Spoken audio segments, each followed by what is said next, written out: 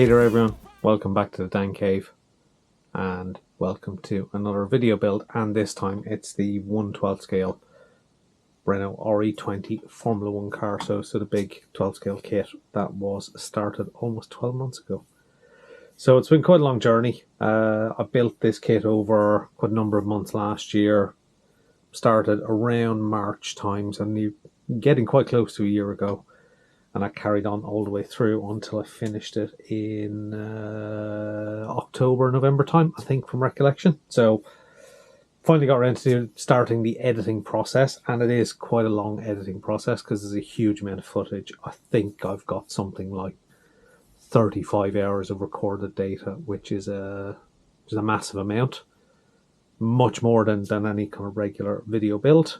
So there's a lot of footage to get through. So this build is going to end up as a multi-part. I reckon it's probably going to be 4 or 5 parts. So today is part 1. Part 1 is going to look at getting the bodywork done, getting all the prep work done, prime, paint, decal, 2K. And that's where we're going to leave part 1. Part 2, I think, starts on the engine. No, part 2 starts on the front end. Forgive me. Yeah, front end, steering, suspension, things like that. Pedal box, a few things like that. So that'll be in part 2. Let's not worry about that now. Let's focus on part 1. So if you're new here, don't forget to subscribe. Don't forget to like the video. And please leave a comment if you wish down below. So without further ado, let's head on over to the bench and let's roll the footage for part 1. Let's go. So once I start with the box and with all the kind of usual things, a question that's come up a number of times is why this particular kit. So I don't build a lot of 12 scale kits other than motorbikes. I tend to prefer 24 scale, 25th scale, that kind of skies for cars, 20 scale for Formula 1 cars. But I did fancy one, and this was re-released by Tamiya. It was just over £100 to buy, and I thought, you know what, that's a bit of a bargain. A lot of plastic, plenty of building to do, so why not buy one? Which is exactly what I did. So, a lot in common with a 24 or with a 20 scale Formula 1 car that I would normally build. I'm going to start with all the body work. So that's getting all the body parts, anything that's going to be body coloured, mark it up in the instructions, just to highlight anything I need. Clean all the parts up, remove all the sprue gates, all the kind of usual things. In with my UMP sanders, the thinny sticks, the buffer, sort out any seam lines. And there's not much on these body parts. The way it's all separated out, there's not a huge amount of seam line work to do. A little bit of trial fitting as well, just to understand where some of the key, the key components slot in. This looks a good fit at this stage. Might come back to haunt me a bit later. You'll have to wait and see. And once I'm happy with all that prep, it's over to the spray booth, and actually I'm going to start with a grey primer. So I've used UMP grey, and I've added a little bit of UMP white as well, just to lighten it up, because there's a lot of white paint has to go on. But I'm using grey because grey is a very good way to identify any kind of missing seam lines, any blemishes on the bodywork, because there's a lot of surface area on the bodywork, and it's important to try and get as flawless, blemish free as I can. So however, once the grey is nicely cured, it's back over with some Tamiya sanding sponges, just to knock back any high points, any little blemishes. And once I'm happy with that, it's then once again back in for some more primer, but this time it's UMP white.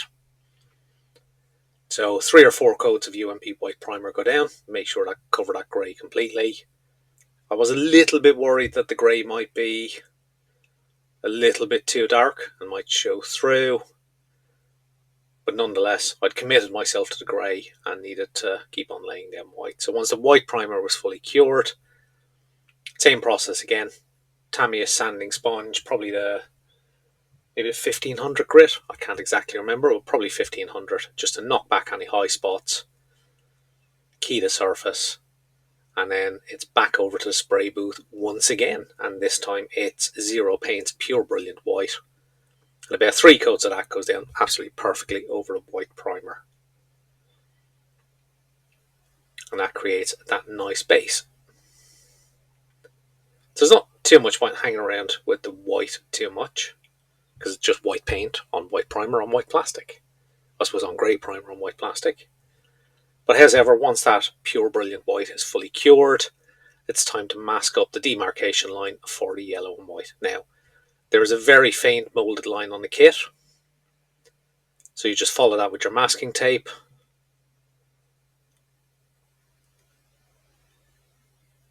And seemingly wander off. And then magically come back in with all the white areas completely blocked out with masking tape.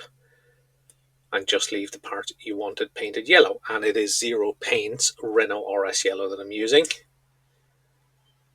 And because that's gone down over white, it goes down absolutely perfectly. And I think I get to, I think it's 5 coats.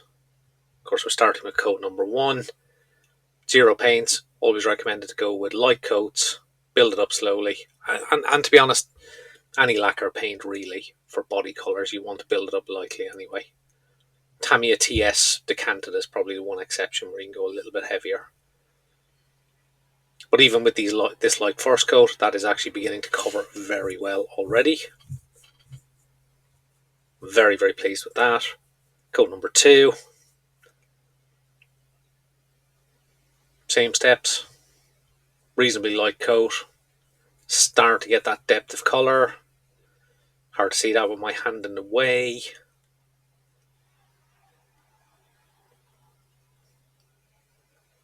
Nonetheless, that yellow colour is beginning to show its true yellowness, if that's a thing. As you can see on the main top part of the bodywork, it's beginning to meld in, and as you can see, we go all the way to coat number 5. And at this stage now, I'm very happy with this yellow colour. Must have at least 10-12 coats of paint on it in total. 5 of the yellow, over 2 or 3 of the white, over 2 or 3 of the white primer, over probably 2 coats of the grey. But yeah, that yellow is looking absolutely spot on. Very pleased with that. And of course, once that's fully cured, masking tape is removed. It's back over to the main bench, and it's time to get cracking on the decals. So decals are from Cartograph with this kit, so they are absolutely spot on. Respond very well to heat, UMP decal solutions. I think I mainly only used the UMP normal, maybe a little bit of strong, just on some of the curved areas, but the normal is absolutely fine, and they go down absolutely perfectly. Once I'm happy with the alignment on the front, I can then begin to add the rest of the decals and build that black stripe. And as is often the case, let's stick on a little bit of background music and speed up the footage.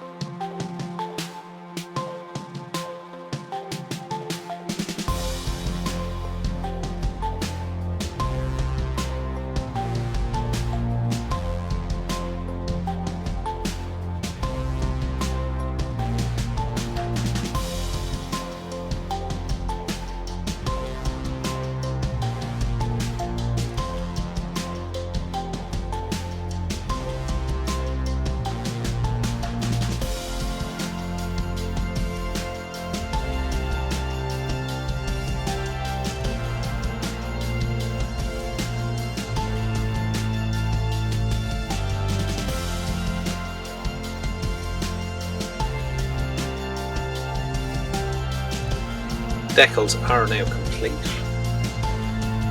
Very happy with them, and it's a mere 24 hours before it's back over to the spray booth to lay down some Gravity 2K.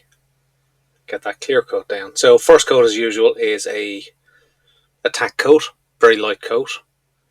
Just getting down enough 2K to act as a surface for adhering the second coat to. So lay it down, not too heavy. shiny pebbled ash is my good way of describing it. Leave it for 10 minutes, maybe 15 minutes, and then it's back in with coat number 2, which is the first proper wet coat. On this coat, you are trying to achieve a perfect gloss finish. You can get away with a little bit of orange peel, but you really want to aim for a proper gloss finish at this stage. And with 2K, you generally get what you see. Once again, once you've sprayed it, leave it 15 minutes, back in for coat number 3, which is the final gloss coat. And definitely at this stage, what you see is how this is going to basically cure. It'll level a little bit further, but it's basically exactly how this clear coat is going to sit once it's fully cured. And it will sit and cure for quite a long time. I think it's a couple of months before I get back to actually flat and polishing it, so it's got plenty of curing time when I get on with the rest of the kit. So howsoever, that's part 1 completed. Got a clear coat down, all the body parts are done, can be sat to cure. So yeah, part 1 is now done and dusted. So let's head back to me for my final thoughts on how this build has gone. So there we have it. That's part 1 of the Tamiya 1/12 scale Renault RE20 done and dusted. So as you've seen, paint went on absolutely perfectly, decals went on absolutely perfectly, 2K is absolutely fantastic, and I know that because the build is well finished and I've been through the entire kind of build process anyway. So, but yeah, going back to when it was done, I was very, very pleased with how it went together. At the time, I was a little bit unsure when I started priming in grey. I didn't think I had the grey light enough. I was slightly worried the white wouldn't hold, or at least the grey would begin to show through on the white, but it didn't. It worked absolutely fine, so very pleased with that. So, not really much more to say. The first part of a long journey, so look out for part 2 coming very, very soon. Thank you for watching so far. Don't forget to subscribe. Don't forget to like the video. Feel free to leave a comment. Thank you for watching. I'll see you all very, very soon. So it's bye-bye for now. Catch you later.